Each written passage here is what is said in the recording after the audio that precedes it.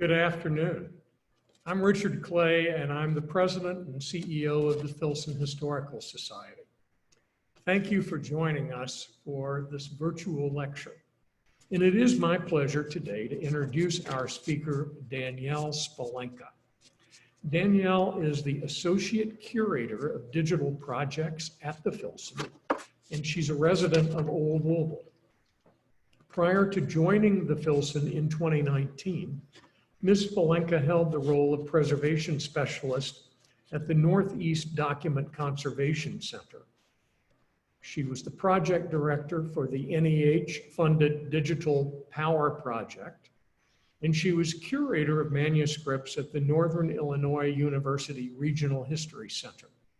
She holds a BA in history from St. Mary's College, which is affiliated with Notre Dame, and also a master's in library science from the University of Wisconsin-Madison. And so I'm now going to turn the program over to Danielle Spalenka. Danielle? Thank you, Dick, for that wonderful introduction. I'm going to go ahead and share my screen. So give me just one moment, everyone. And here we go. Yes, so thank you again. Thank you everyone for being here. This lecture is only an hour, so I'm just gonna jump right in. So here's what I have on the ticket for today. It's good to know and ask a few questions of what type of information you want to know before you get started, before jumping into some of the really basic resources that will help you, whether you're just getting started or maybe need some refresher or trying to dig a little bit deeper into your house history. And then the last part of the lecture is actually going to cover 2 case studies about some homes right here in Old Louisville that I think really help highlight some of the dead ends and also really treasure trove of information that you might find while searching for information.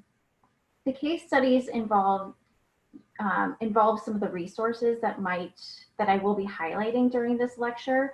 So I hope it's helpful to see 2 methods of putting the resources into practice. So before you get started, it's really important to ask yourself 1 or 2 questions. And really the main one is, what are you hoping to find? Asking this question will help determine how deep and how much time you actually want to spend on finding information about your house.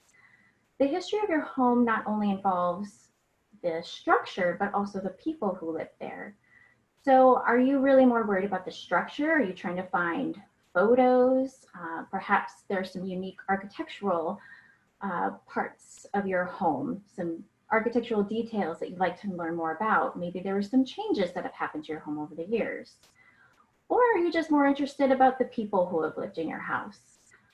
No matter, now going back to saying if you want to find like architectural or photos, those are a little bit trickier to find, especially in Louisville. So knowing what sort of information you want can help you get started.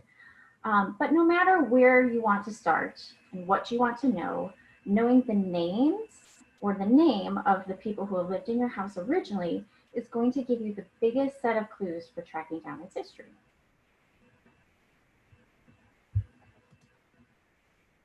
So I'm going to cover some basic resources that will hopefully yield some information about the history of your home. Many of these resources are available online, some of them on our website, some of them through the Louisville Free Public Library, and some other sources. So I'll go over all those as we continue on. The biggest source of information and the greatest starting point are city directories. Here in Louisville, since 1832, Louisville has been publishing city directories, which offer a huge potential source of information when finding out information about people who live there. Using city directories, you can find the probable date of construction. Occupancy or lack thereof can help deduce when a home was likely built as well. Now, there are a few key things to note about the city directories, especially for Louisville. The first is that City directories are only helpful for structures in Louisville. Places that are now part of Louisville but weren't historically, like Okolona or St. Matthews or Anchorage, these will not show up in the city directories. If there's a corresponding city directory, then you have to check those. But for the ones of the city of Louisville, even if it's part of Louisville now, it wasn't. So it's changed over time. Just something really important to note there. Another thing to note is that the house numbers changed. So your address may not be the same address it was. In 1909, the house numbers changed. The city went through this huge reassessment of all building and house numbers because before that they were assigned very randomly. So if you suspect your home was built prior to 1909, it likely had a different address.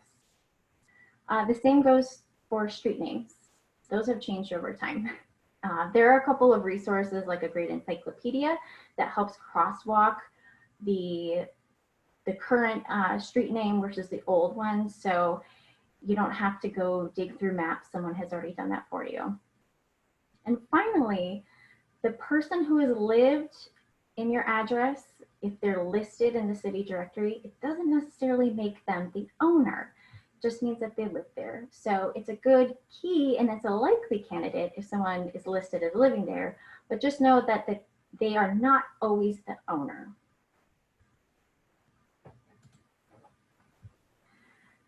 So thankfully, city directories have been digitized.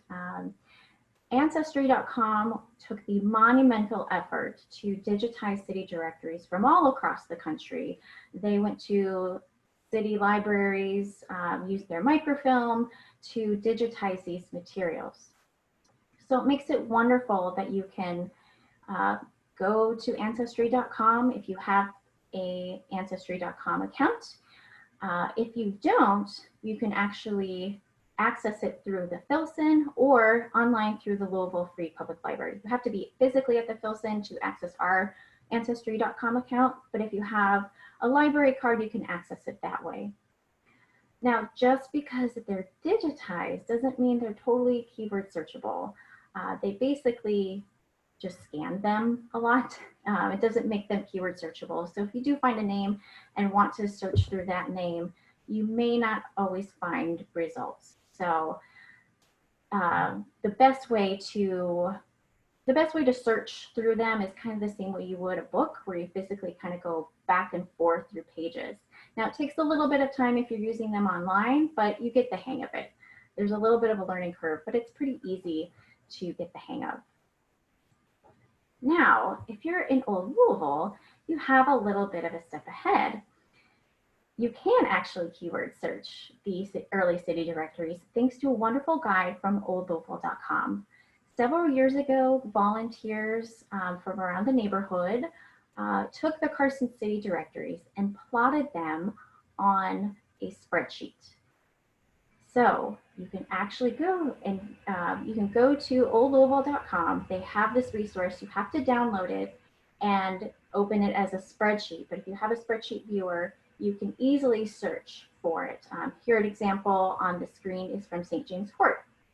And they have it through all of Old Louisville, but they also have it listed by the street address as well. So you don't have to scroll through everything in Old Louisville. You can just search by your address. And as a bonus too, they have done this from entries from the 1880s all the way to the 1930s. So there are over 64,000 entries. And it even lists the old and the new addresses. So if you live in Old Louisville, you have a huge step ahead. You can even just skip the city directories if you want to. So city directories are a really great starting point because, again, knowing the names of the people who have lived in your home are really helpful to find out that information, whether you're looking for the structure or just knowing more about the people. Another great resource are census records. As we know, the United States goes through a monumental effort to count every citizen, every person in the country. And these can be really great sources of information for finding out who lived in your home. On the screen here, we have an entry from the 1910 census record.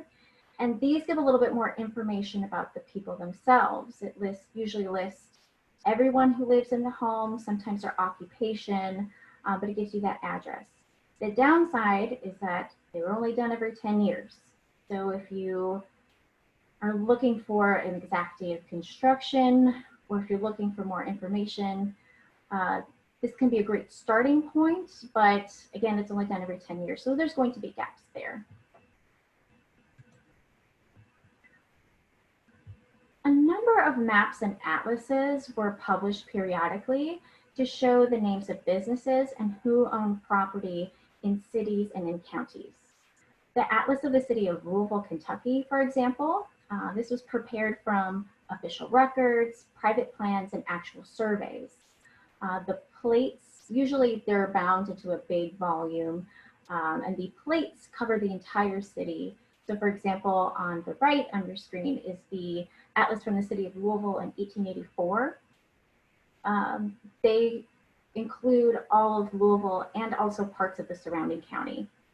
So each plate shows the businesses and property owners, building types, whether it's brick or stone, if there was a shed or a garage attached to it, location of sewers, fire hydrants, water pipes, all that fun stuff. So that's a great source of information for being in the city of Louisville too. On the left here, we also have an example from the 1913 Atlas from the City of Louisville. Now this, again, I mentioned that if you're in Louisville now, but always weren't, this is a great source of information because it also covers the surrounding cities. So on the left of the screen, we have an example from a research question I had recently of someone who wanted to find out more about their home in Okolona. Because it wasn't part of Louisville, you can't find it in the city directories, but being able to use this 1913 map, we were able to find who actually owned the property where their home was likely located. So these can be a really potential great source of information, especially if you live outside the bounds of Louisville, to get to know, approximately who owned your house. And as you go through the maps too, you can actually see when structures were added. Now, many of these maps have been digitized too through the University of Louisville. We actually have on our website a link to their maps and atlases that have been digitized, so you don't have to make an in-person effort to view these maps. Speaking of maps, another great resource are Sanborn fire insurance maps.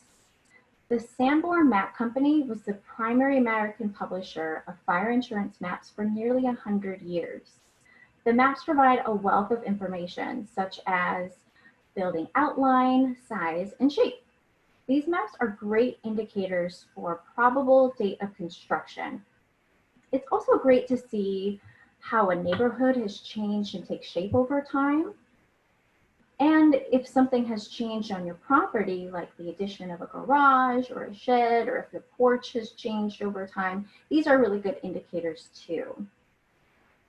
Another bonus is that the Sanborn maps have been fully digitized and are available online at two main places. The Library of Congress has these available, but you can also access them if you have a Louisville Free Public Library card. I tend to find that the Louisville Free Public Library website, accessing it through there is a little bit more user-friendly than the Library of Congress. But just so you know, they are fully digitized for across the country too, not just Louisville, anywhere across the country you can access these. The downside to these is that they weren't published every year. They were drawn every few years. It took a very huge effort to draw these maps and everything. So if there are gaps that you're trying to figure out for dated construction, just know that wasn't done every single year.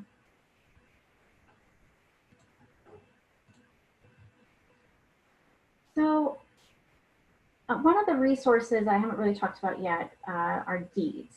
Now, deeds, tracking down the original deed to your home or doing a deed search is going to give you the most definitive answer of who has lived in your house and who's owned your house.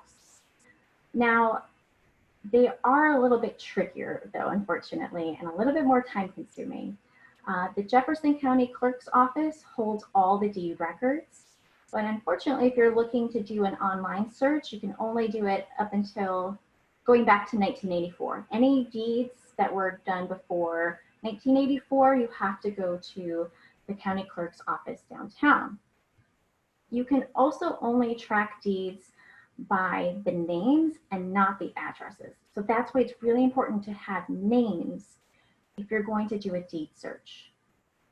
So to search pre-1984 deeds, again, you will have to go to the Jefferson County Clerk's Office. So this is why it's really beneficial to start with the city directories to find potential names. And that way, when you're ready to do a deed search, you have some information handy to go downtown and conduct searches that way.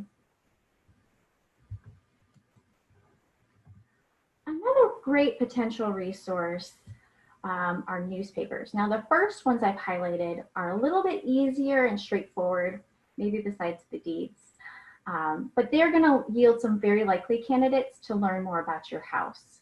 The next few can be a little bit trickier and more complex and maybe yield a lot of dead ends, or they can be a treasure trove of information about finding more about your house. So you can either find a lot or nothing at all. So newspapers are a great source no matter where you are. The Courier-Journal, for example, regularly listed houses for sale, especially starting around like the 1890s or 1900, a little bit more regularly. They not only listed houses for sale, but lots as well. And in some of those descriptions of the homes for sale, they would often give really nice descriptions about the home and the address as well. So in this way, you could search by street address or the name of the person who lived there.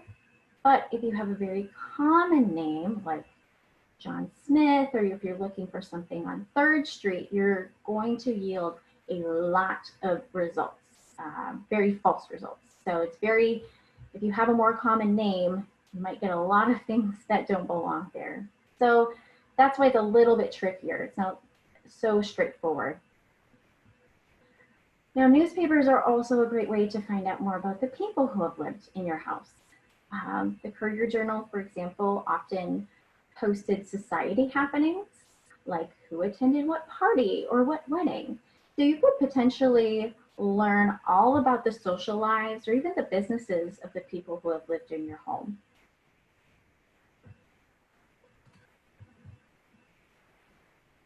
There have also been a number of books written about different neighborhoods in Louisville. Many of them have history, many of the historic neighborhoods especially, like Butchertown, Old Louisville, these are designated historic preservation districts, and many of them have had neighborhood history books written about them. Now, our library has many of these books, but you can also check them out through the Louisville Free Public Library. The Historic Landmarks and Preservation Districts Commission also wrote some reports when designating several of the neighborhoods as historic preservation districts. And these reports sometimes have revealing details about individual homes, although often it just kind of generalizes the entire street, and so they're not entirely accurate. So sometimes you can find a very detailed description about a certain home when it was designated as a historic neighborhood or not. And also a few homes in Louisville have had individual histories written about them as well. So you just never know. But it's always good to just check. I want to briefly talk about architectural records as well. Now, these can be a little bit harder to come by, but if you suspect your home was designed by a prominent architect or for a specific family, it may be worth checking architectural records. At the Filson, there are 2 main architectural collections that contain residence projects, Stratton Hammond and the DX Murphy collections. You can search by address So these inventories for these collections are online. They're not fully digitized, but you can search the inventories from our website either by address, but again, many of them are listed by the name of the client. So again, having that name is going to be really key to tracking down architectural records.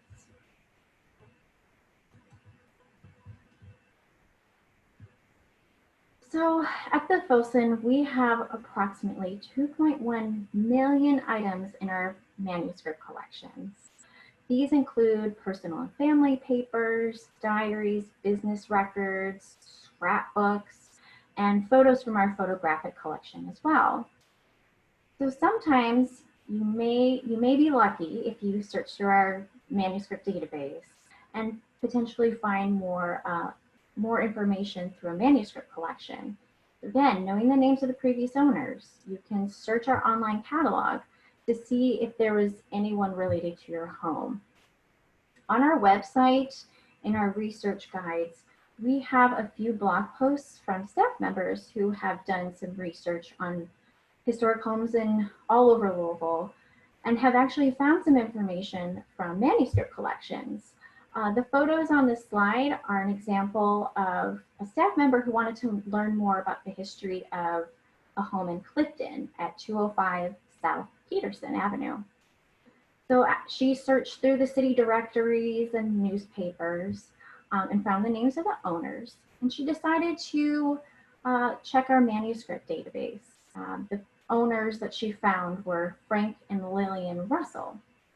And as it turned out, we had a small manuscript collection that included a scrapbook that had the entire family. So there were photos of children riding bicycles in front of the house.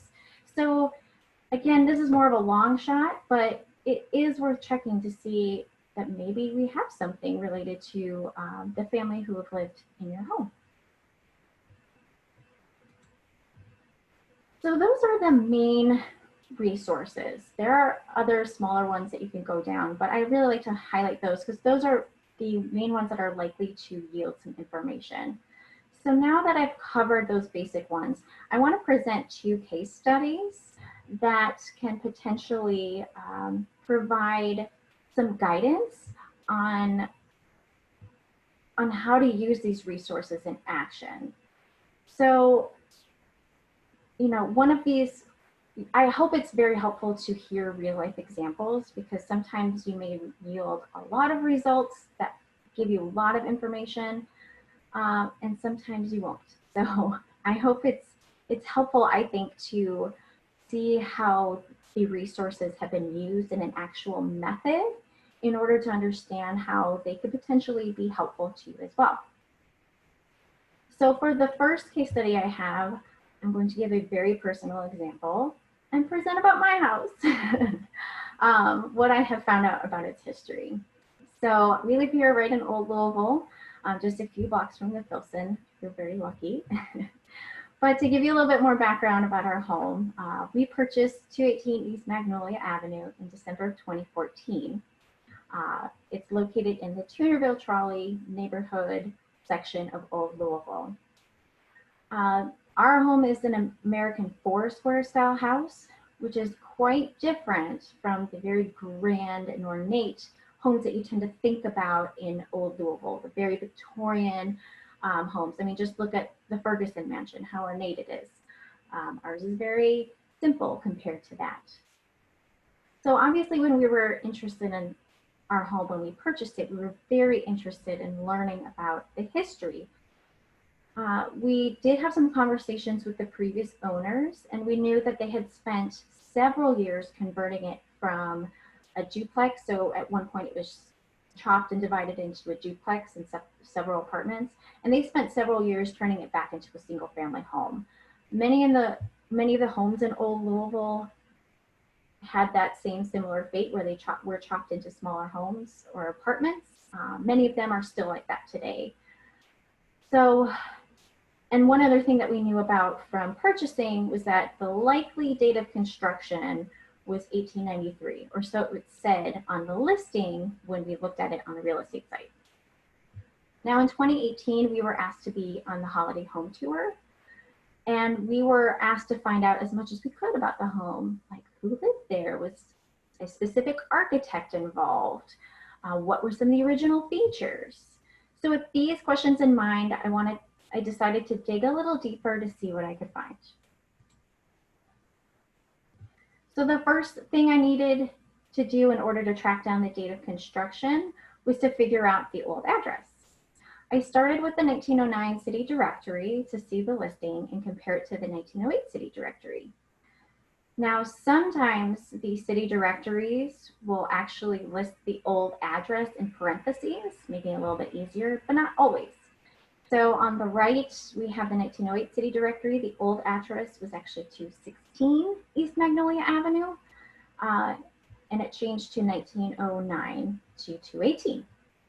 So sometimes the city directories will give you a little bit of a hint and a head start by listing the old and new address together, but not always the case. So I was able to pretty quickly figure out that the old address was 216. So knowing the original address, I started working my way backward through the city directories until I found a year where there wasn't an occupant.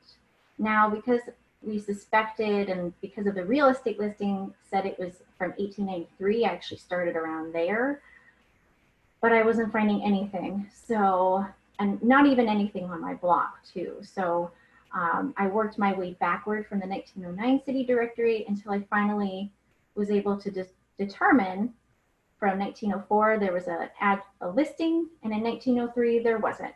So I was pretty able to determine that the likely date of construction was 1903, but that 1904 was the first time someone is listed there. So the first occupant is F.C. Paul. That's not very helpful to me. You can see why it might be a little bit problematic. What does F stand for? And Paul is a very common last name, and it's also a very common first name. So if I were to search through newspapers or city directories, it might yield a lot of information, and that's exactly what happened. One other thing you can do with the city directories, especially during this time period, is that you can flip, quote unquote, flip to the front and search through the surnames. Well, now when I did this to try and find the first name of F.C. Paul, I didn't find anything. It just still listed Paul F.C. So that didn't really give me any much of a hint. And it turns out that F.C. Paul only lived in my house for a year, because from 1905 to 1908, there was no one listed at that address.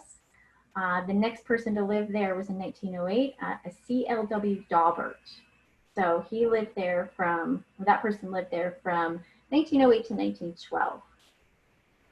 Now, going through additional directories from the 1910s showed a new name almost every year for that address.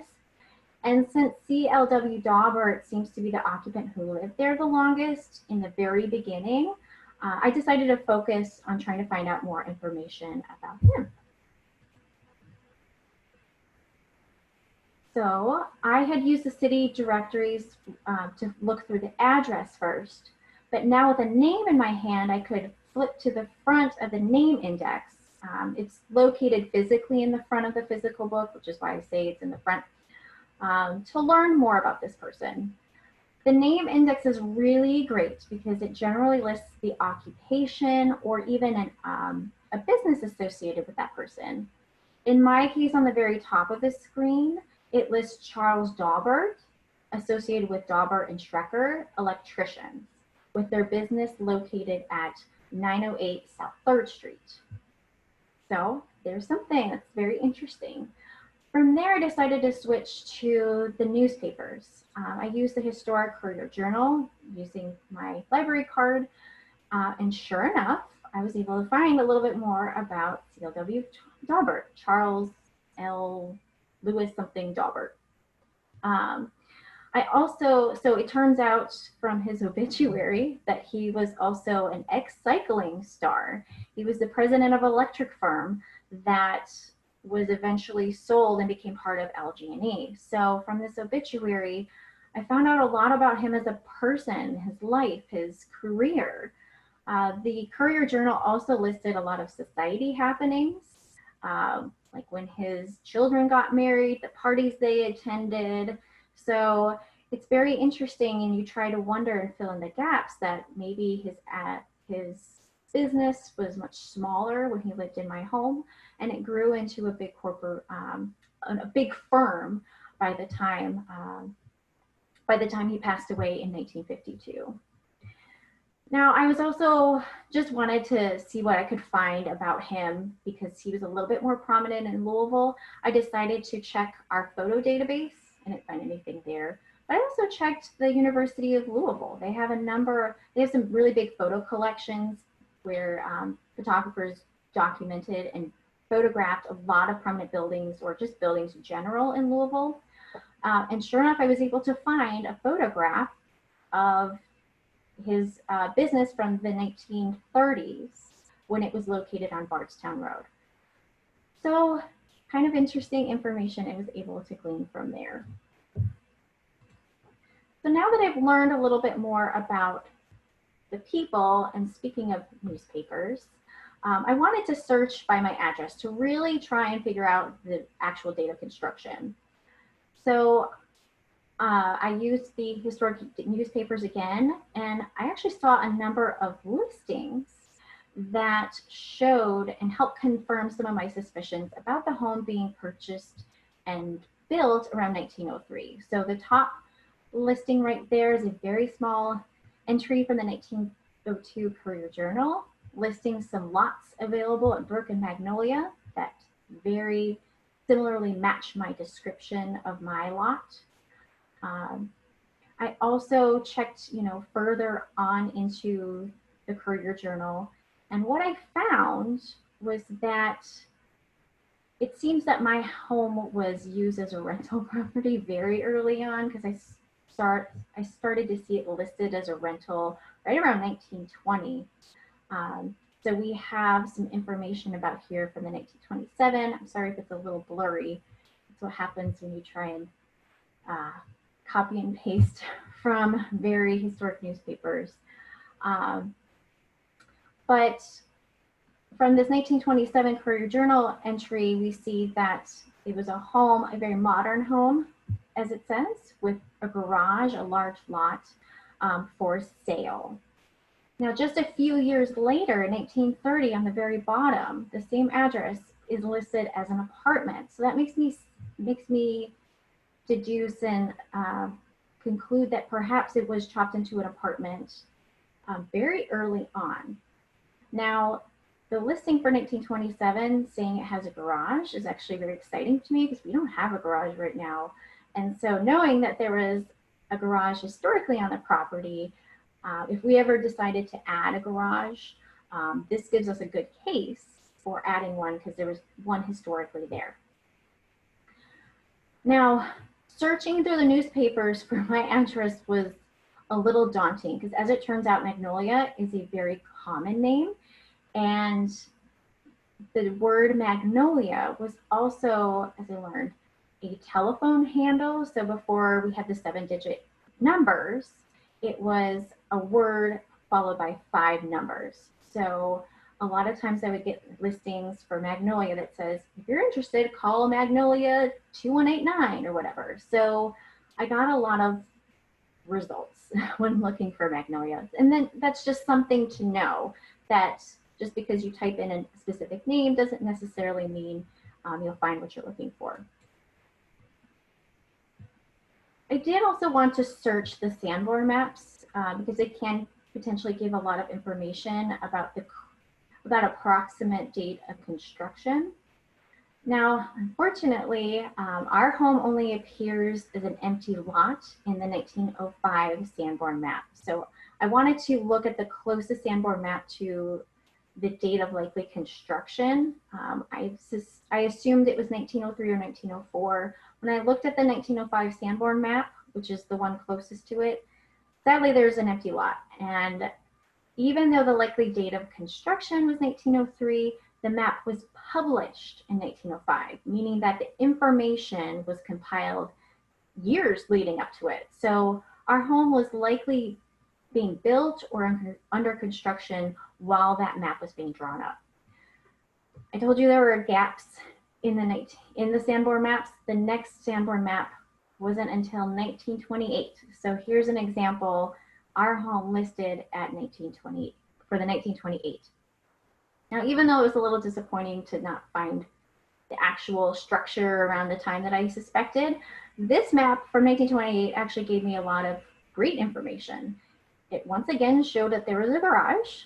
So my dream for a garage is coming to, is good to go if we ever wanted to build one. But one other thing we learned about the American Forest Square style of home is that usually the porch on the front of the house, it goes the entire length of the house. Ours only goes to halfway, and on this particular map from 1928, you can see that it mirrors the one we have now, that it only goes halfway to the front of the house. So that to me means that that perhaps the porch and the structures surrounding it are original to the house and they weren't taken away at any point. So it didn't yield a whole lot of information in my search, but it did give me enough to satisfy some information that we could present for the holiday home tour and just to know for our own information.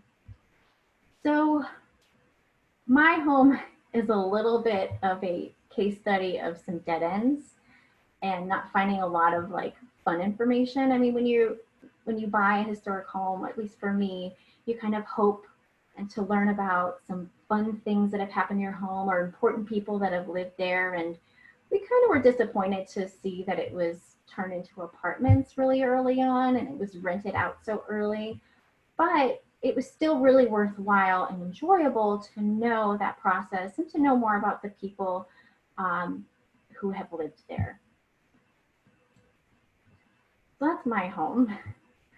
The other case study I want to present today comes from our curator of photographs, Heather Potter, who recently purchased a home in Old Louisville in March of 2020. She and her husband, Brendan, were very interested in the history of their home and began researching the house even before all their furniture was moved in and before the ink was dry and all the paperwork. And what they have found has been really fascinating, and they're still learning more about the home, but they gave me permission to present what they've found so far. So in their research, they started with an online deed search prior to purchasing their home in 2020. Now, again, you can locate deed records from 1984 and before via the Jefferson County Online Land Records Database. They were also able to locate a number of deeds using FamilySearch.com. They have a paid account through FamilySearch.com, but Filson doesn't. That's why I haven't mentioned that resource. Sometimes you can find deeds that way. So they wanted to use that. They wanted to at least check that resource to see what would happen.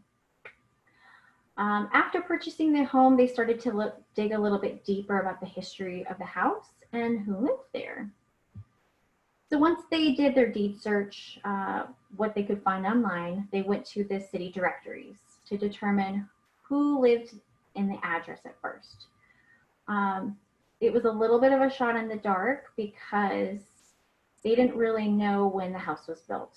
That's pretty common, especially in Old Louisville, but from what I can tell, all across Louisville. So they wanted to do a little bit more, they did a little bit more research about the surrounding neighborhood that they're in. So they are very close to Floral Terrace, and there is a lot of information about the history of Floral Terrace. So based on the history of that area of Old Louisville, they decided to start with the 1910 city directory. Now, once they located someone occupying that address, they went back in time until they no longer saw the address listed. So it gave them an estimated occupancy starting date of 1907. They then continued moving through the city directories until the 1940s when owners turned into renters, and the format of the city directories also changed a little bit. Before you could search by address and name, and then around the 1940s, it just switched to, it shifts to more of like a phone book where you go by the name. So it's not as easily to go by address. They did also check the 1910 census records. And so on the screen here, I have who actually was in their home from 1910. The Cecilia Sheehy and her children are listed at that address in 1910. So now that they had a list of owners, they wanted to learn more about them. So starting with the census records, they were able to trace several owners, and this led to some other online searches. So for example, the 1919 city directory showed a John W. Sheehy, who they, from the census record, knew is the son of the owner, Cecilia. In the city directory, he's listed as living at 618 West Ormsby. The city directory lists his occupation as the U.S. Army. So this indicated that he may have been a soldier in World War I. And this then turned and allowed them to search Fold 3, which is an online database for searching military records, and through Ancestry.com. Through those searches, they were actually able to find some deployment information. And on the screen here, I know it's very hard to see. This is downloaded from Ancestry and Fold 3, so it's not as high resolution, but they were able to find his passenger list showing his deployment and return from France during World War I.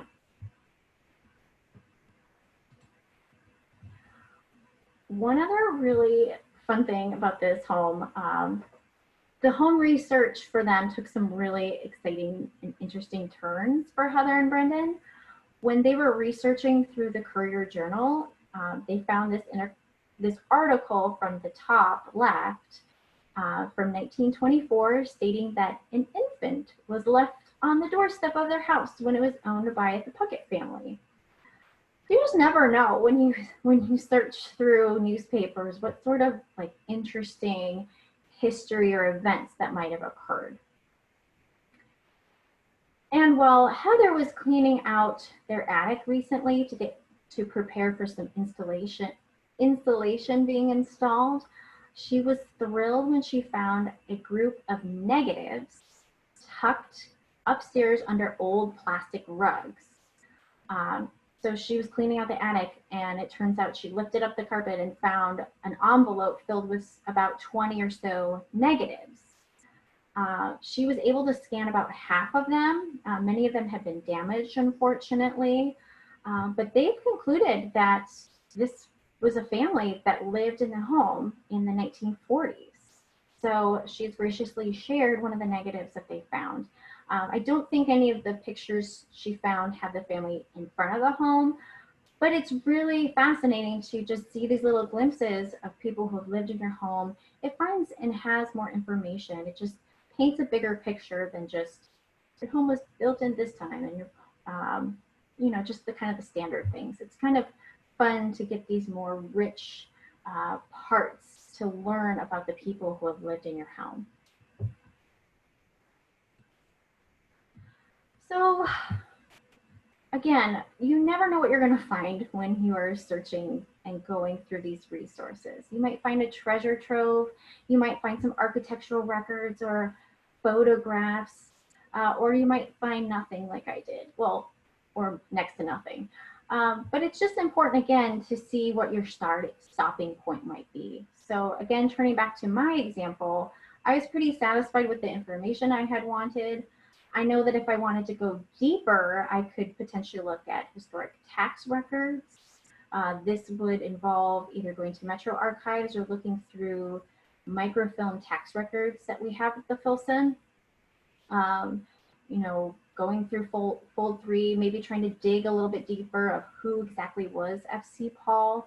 So I mean, there's a lot of different avenues, but for me, I felt pretty comfortable with the information that I had found. So again, it's really important to know and ask yourself what it is you want to know, how much time you want to spend, and just enjoy the process. You might find a whole lot of information. Some fun, scandalous details might come up from the newspapers, or you might just find out a little bit more. But I hope, no matter what, it's a very enjoyable experience for you and that you grow to love your home even more than you do. So with that, we have about 12 or 15 minutes for questions. And I just want to say thank you again. So we'll turn it over to Dick, who's going to be the moderator for questions. Danielle, thank you for a marvelous presentation. There has been an ongoing series of chats, and our helpful staff in the form of Jenny Cole and Kyle Brewer have answered quite a few of them. So what I'm going to do is try to sort through the ones that have not yet been answered. And then I may have a few of my own to pose to you. But first, this is from Cecil Starks, who lives in Atlanta. Perhaps a bit off our topic or approaching from a different angle. What resources can you suggest for finding an older family home or burial location for a specific ancestor? Are there old atlases and map reference books?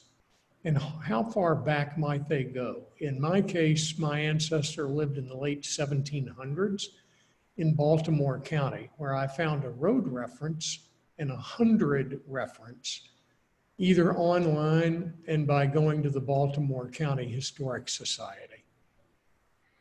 That sounds like a great place to start. And again, it really depends on location. I heavily focused on Louisville because that's what the Filson has in terms of resources, but it really depends on the resources in your area. That's why we usually ask and suggest starting with city directories, because that is a really great potential sort of information. And depending on where you are, those maps and atlases are absolutely wonderful sources of information because they really do. It's hard to really show that on screen that you can have these maps and what's available on there, but they are a potential great source of information. And depending on your local resources, they will show, you know, who owned the property, the structure, you know, whether it's stone or other things. And they will often show burial sites as well. The Filson has, for the counties in Kentucky and in many surrounding states, we also have some cemetery records too. So you don't have to actually go through and plot and look at maps from cemetery records. You can look by name and by location. So cemetery records are another great potential source of information, but those maps, depending on where you're located, are probably going to be another one too. I can elaborate on that a bit in my past life when I was practicing law before I came over to the Filson long ago. Some neighbors wanted to prevent a change to our neighborhood that would have put a driveway across what they suspected was a cemetery holding human beings who'd been enslaved by the original owners of the land. And so I hit the cemetery records and the land transfer records that took it back to the late 1700s, early 1800s. And we were able to establish that sure enough, where this driveway might have gone, would have gone over some very important but unmarked grave sites. And so I think a lot of this involves trips to the county courthouse to look at the deed records and the cemetery records. Absolutely. Here's a question. I live in the Highlands Belknap area in a 1925-26 house. I've searched maps online before and had difficulty finding our plat map. Is there a full city map that would identify which plat we are included on? So the University of Louisville has digitized many of the maps going back to, I think, 1874, and I think of a couple of more current ones from the 1920s. And I find that their resource, we have it linked on our website. I find that resource is really helpful because it actually maps out when you click on the year of the map that you want. It actually maps out from Google Maps what plat and plate number you need to look up. So they make it very easy. If you're looking at the physical books, there's an index in the front. That's true for any of the maps, like the Sanborn Maps can be a little bit difficult to look through just because there are so many sheet numbers, but the index in the front is going to tell you what sheet number or page number to go to. Okay. Here's one from Scott Scarborough. Danielle, did you visit the county clerk's office to conduct deed research on your own house? I did. So was the staff helpful? They were very helpful. It is worth going. I will say for my particular house, that was a little bit of a stumbling block. So I started online through the deeds research and found names.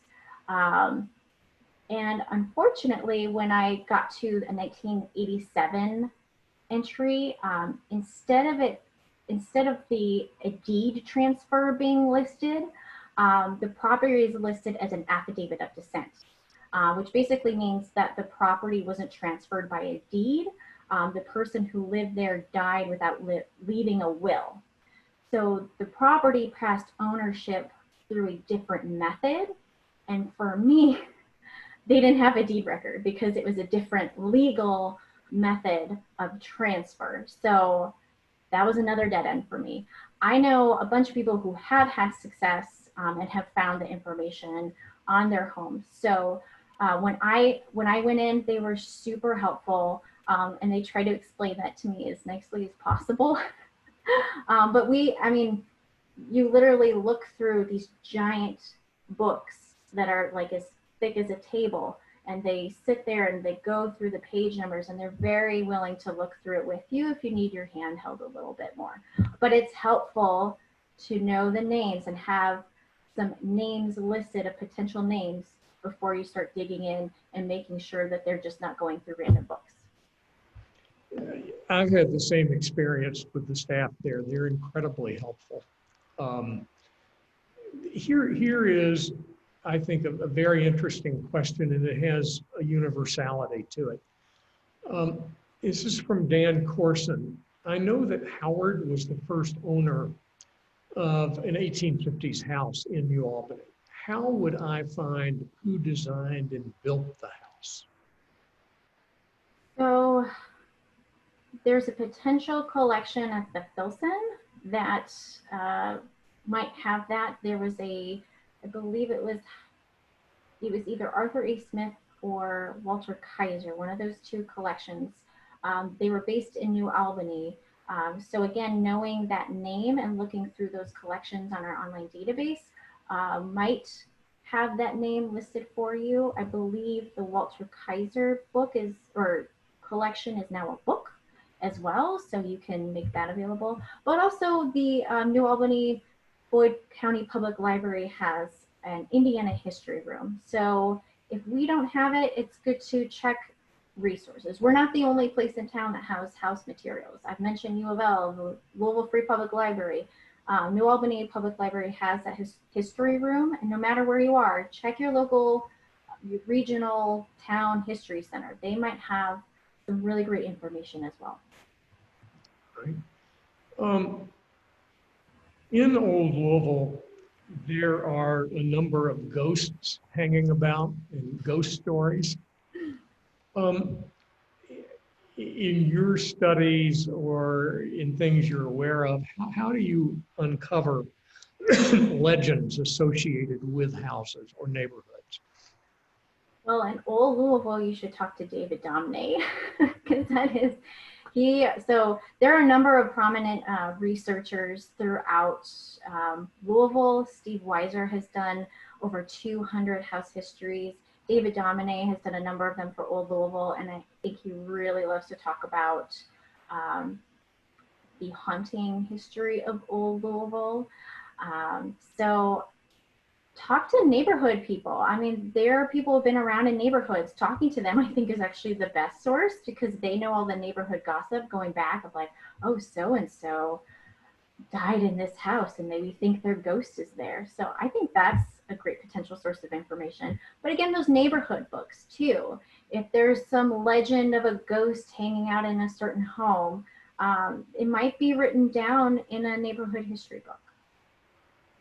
Danielle, I just really want to thank you for this interesting presentation. You've done a marvelous job. And it does make me want to do a little further research on some houses that my wife and I have lived in over the years. And someone has just asked the question, is this being recorded to rewatch at a later date? And the answer to that is definitely yes. Thank you. And my information is available on the Filson website. So if you have any questions, feel free to email me or contact me, and I'm happy to help you out as much as possible. Very good. Thanks so much.